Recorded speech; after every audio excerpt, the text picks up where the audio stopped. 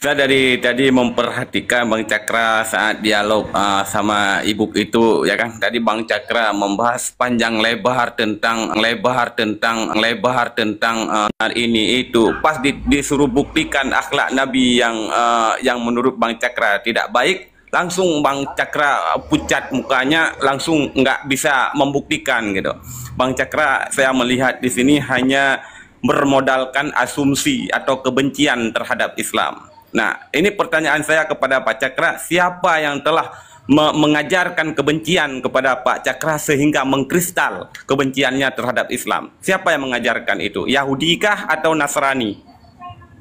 Nah, itu pertanyaan saya. Karena begini, di dalam Al-Qur'an dalam surah Al-Baqarah 120 disebutkan tidak akan senang hati orang-orang Yahudi dan Nasrani sebelum kita orang-orang Islam disesatkan oleh mereka, kan begitu. Jadi pertanyaan saya kepada Bang Cakra mengacu kepada Al-Baqarah 120 itu, siapa yang telah mendoktrin otak Bang Cakra sehingga Bang Cakra begitu membenci kepada Islam, menyebarkan kebencian terhadap Islam? Gitu. Siapa pelakunya? Yahudi kah atau Nasrani? Nah, itu tolong dijawab. Oke, baik. Terima kasih atas pertanyaan yang diajukan oleh Pak Hanifah. Ya. Ayat 120 itu adalah terjemahan yang keliru, perlu diterjemahkan kembali. Itu yang pertama. Kemudian yang kedua, tolong dimatikan mic dulu agar bisa didengar ini.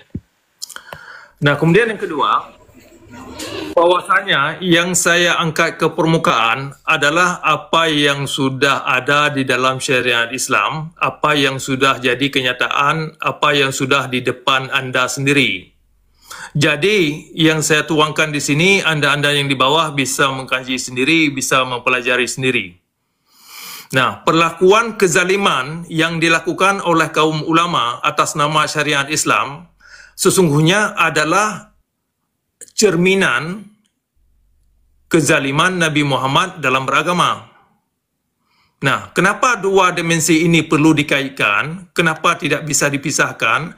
Karena yang ditunjukkan, yang dipamerkan oleh kaum ulama sesungguhnya adalah perlakuan Nabi Muhammad yang mereka yakini. Nah, kenapa ini penting dibicarakan? Karena bahwasanya janji yang dijanjikan atau yang diklaim dalam agama Islam kepada orang Islam atau penganutnya dalam hal ini untuk membawa umat Islam kepada orang baik-baik, ternyata Nabi sendiri itu tidak menunjukkan orang baik-baik. Artinya Nabi Muhammad tidak bisa dijadikan sebagai suri teladan. Kenapa? Karena perlakuan Nabi Muhammad tidak manusiawi dalam beragama. Nah, sehingga kalau umat Islam mengamalkan apa yang diajarkan oleh Nabi dalam apa yang tertera dalam kitab, maka mereka termakan. Sehingga perwujudan aswatun hasanah yang diharapkan oleh umat tidak bisa diaktualisasikan. Artinya tidak terwujudkan. Nah, ini masalahnya. Nah, kemudian yang lebih jauh lagi, tadi ini kan ada dua janji dalam Islam yang palsu. Nah, janji pertama bahwasanya agama Islam mengklaim agar atau untuk membawa umat Islam ini jangan menyembah berhala atau benda-benda sebagai persekutukan Tuhan. Ternyata yang diajarkan dalam agama Islam adalah untuk menyembah benda-benda sebagai kiblat, ya, untuk sebagai berkaitan dengan Tuhan atau sebagai menuju Tuhan. Nah, jadi dua dimensi ini sangat penting untuk kita angkat ke permukaan karena memang sudah bermasalah. Bermasalah kalau memang agama Islam dianggap sebagai agama yang benar, kepada kebenaran, maka kebenaran itu harus bisa kita evaluasi hasilnya bagaimana. Kalau hasil itu tidak bisa dievaluasi, kalau hasil itu dijanjikan ketika kita ini mati, ketika manusia ini dikebumikan, maka kita tidak bisa tahu bagaimana nilai yang telah kita lakukan semasa hidup. Makanya janji aswatun hasanah atau akhlak yang baik ketika manusia itu mati itu omong kosong. Artinya itu adalah ajaran-ajaran penipuan. Yang kita mau lihat adalah apakah orang Islam itu baik-baik ketika mereka telah sembahyang, ketika mereka pulang dari haji. Ternyata orang Islam yang sudah sangat tekun dalam beribadah, dalam ritualitas, kebanyakan tidak menunjukkan orang baik-baik. Nah, ini masalah. Ada masalah dalam ajaran itu sendiri. Kenapa? Nah, kenapa persoalan-persoalan yang mengacu kepada kejahatan itu yang sangat dimengerti. Artinya, ada sebahagian ayat Al-Quran yang diterjemahkan oleh kaum ulama dalam hal ini atau para pemuka agama dengan sedemikian rupa digunakan sebagai syariat Islam. Sehingga umat pun terjebak dan terperangkap dalam kezaliman dalam beragama.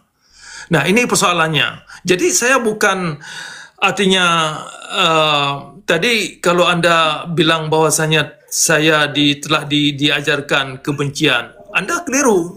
Anda tidak jujur. Nah, kalau Anda tidak bisa jujur dalam beragama, maka agama itu bermasalah bagi Anda.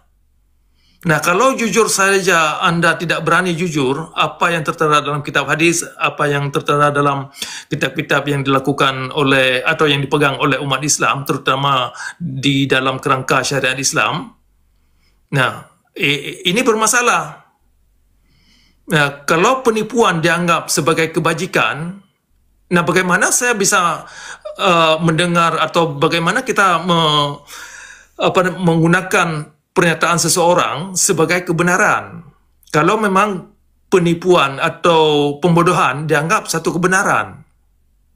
Maka dalam hal ini penting sekali kita ajak semua rekan-rekan kita yang dalam agama Islam, yang sudah terlahir dalam agama Islam, untuk berani jujur dulu, untuk berani berpikir apakah agama yang telah Anda anut ini bisa telah tercermin rahmatan lil alamin seperti yang Anda maksud.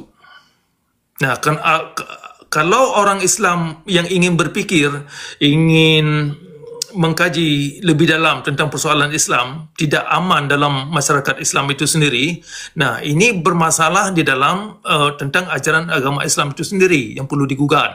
Masalahnya apa? Kenapa ada golongan... Oke, baik. Udah panjang lebar Pak, udah lari dari apa yang saya tanya. Pertanyaan saya belum terjawab. Bapak udah lari ke berhala, lari kemana-mana yang tidak nyambung gitu kan. Padahal pertanyaan saya simpel Pak.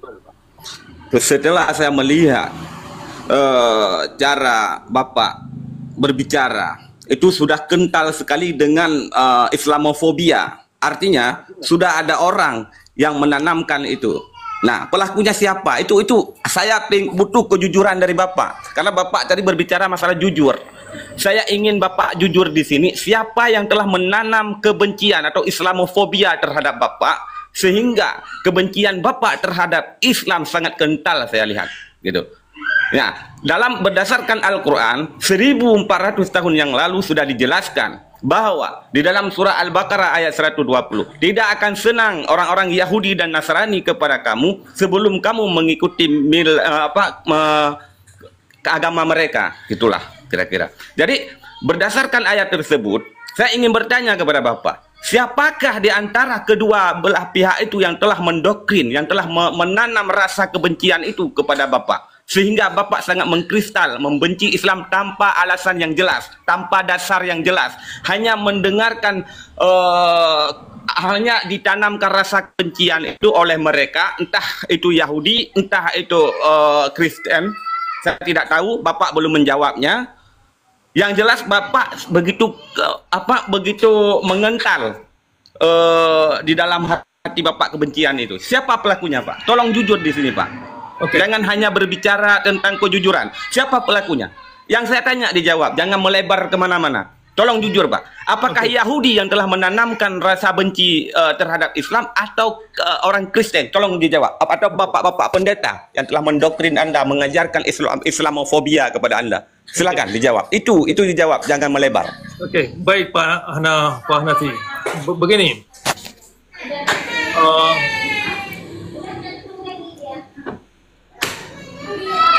tolong dimatikan mic dulu Pak Hanifah. Jadi begini,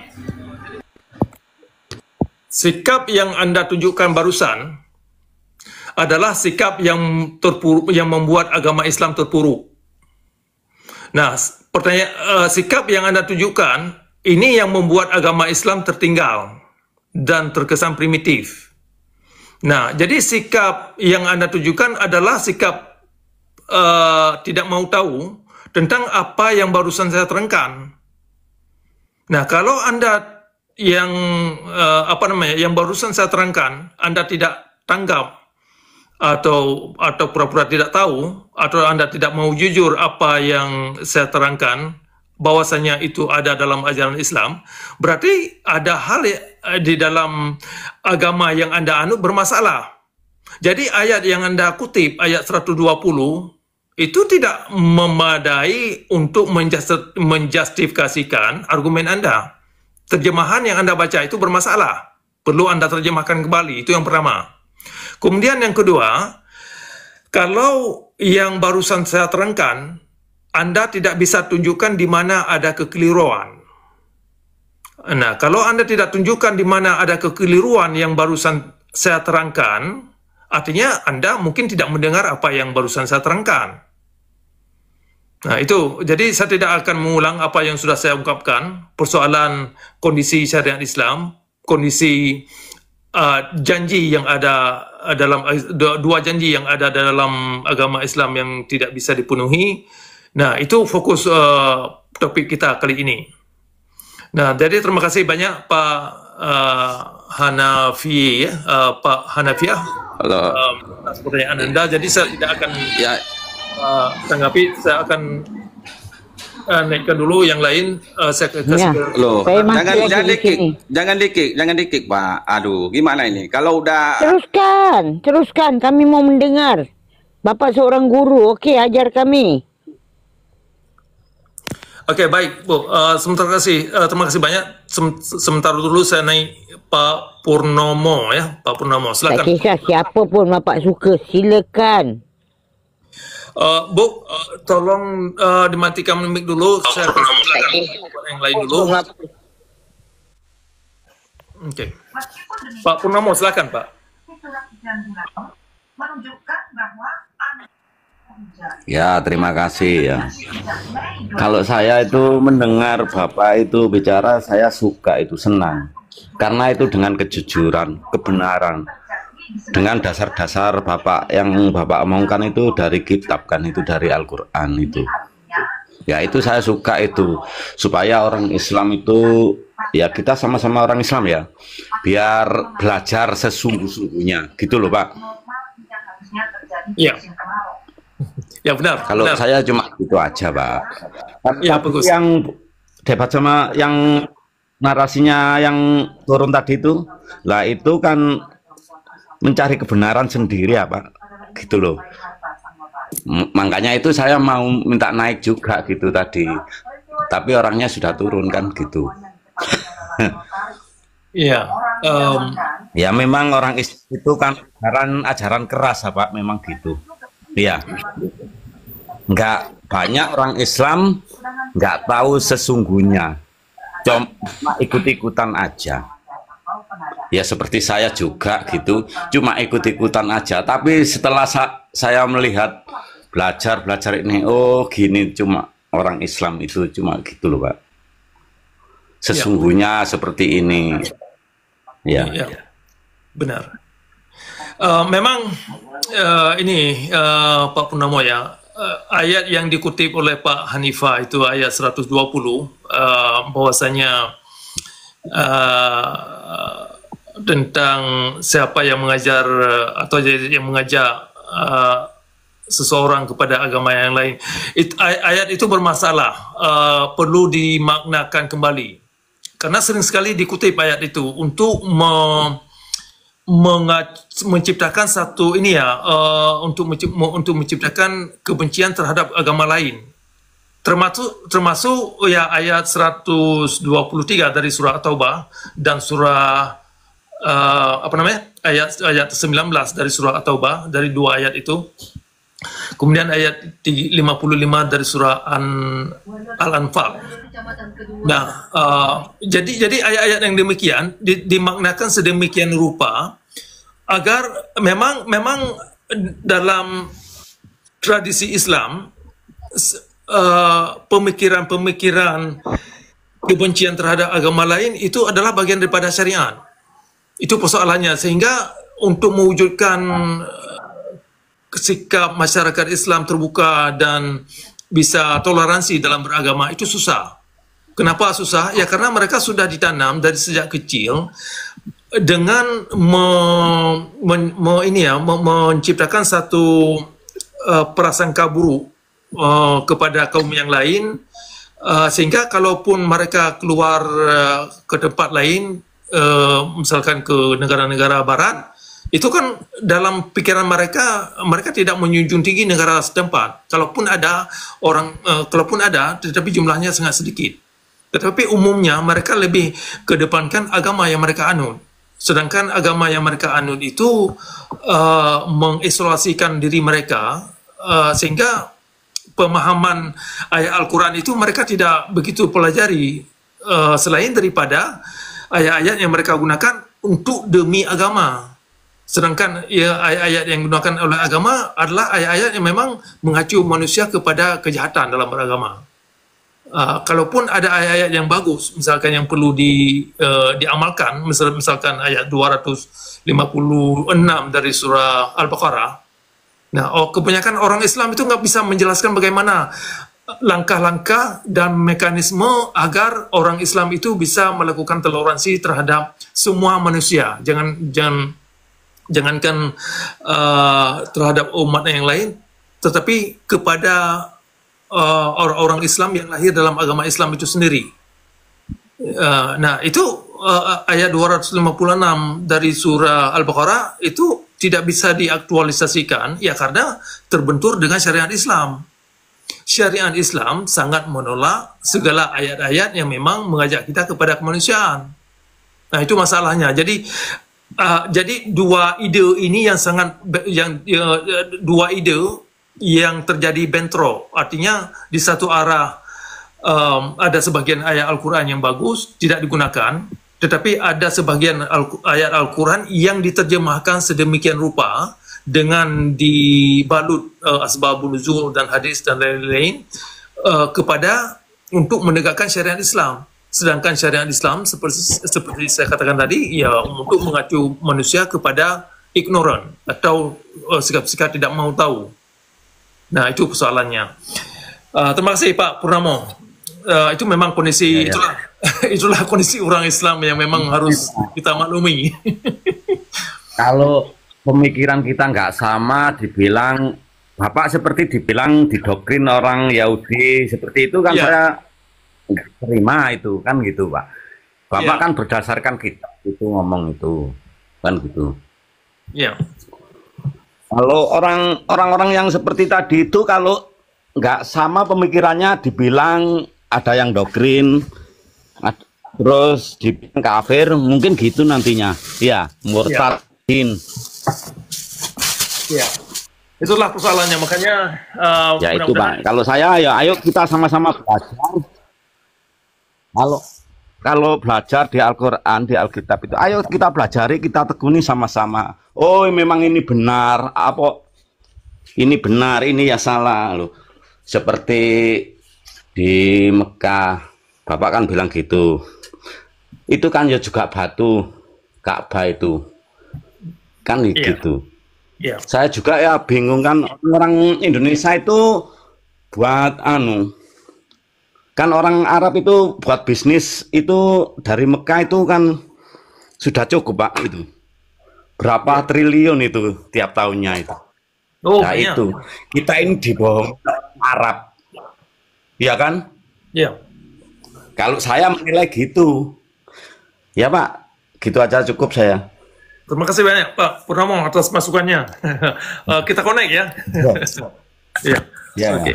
Oke, baik.